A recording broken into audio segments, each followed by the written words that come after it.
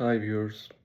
Um, I saw this recent article I really wanted to talk about, and President Trump came with an announcement that Coca Cola was going to change from corn fructose syrup towards cane sugar, and the implication would be that cane sugar is better, healthier, superior in some way or form as compared to corn fructose syrup. And the reality is, unfortunately, ultimately both are dangerous for you. Both are bad for your health. And this sort of debate is detracting from the risks of both of these substances. Chemically, if you break it down, they actually both have fructose in them. There's slightly higher percentage of fructose in the high fructose corn syrup, about 55%, versus cane sugar, which is 50%. Cane sugar is also metabolized more slowly, but ultimately the fructose will still attack your liver.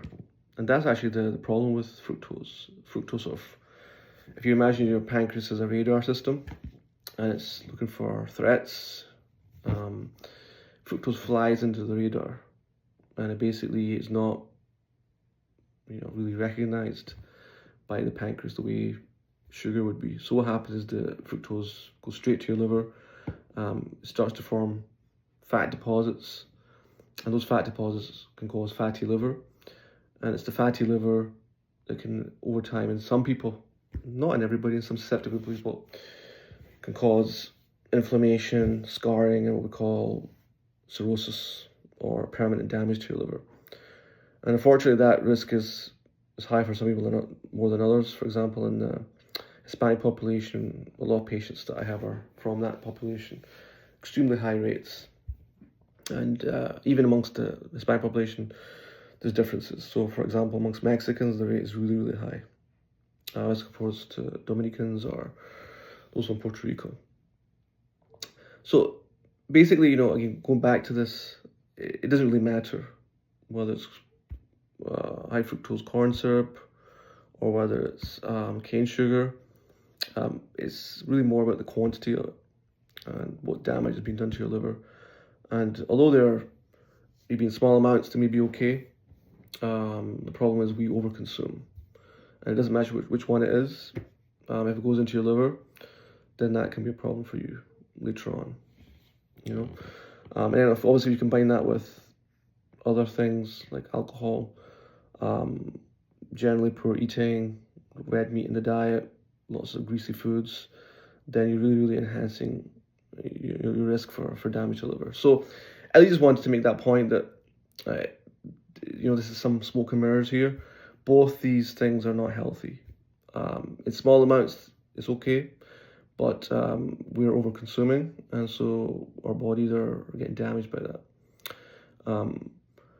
So just remember, as a guideline, for women, you want less than 25 grams of sugar per day, and for men it's 38 grams. Be aware of hidden sugars in smoothies, juice blends, sports drinks. Always try and avoid processed foods. Choose real food.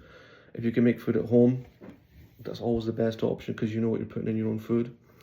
And there's a lot of resources now where you can practice cooking at home, different videos, TikTok, etc. So basically, that's my message, really. Bottom line message: just be careful. Don't overconsume.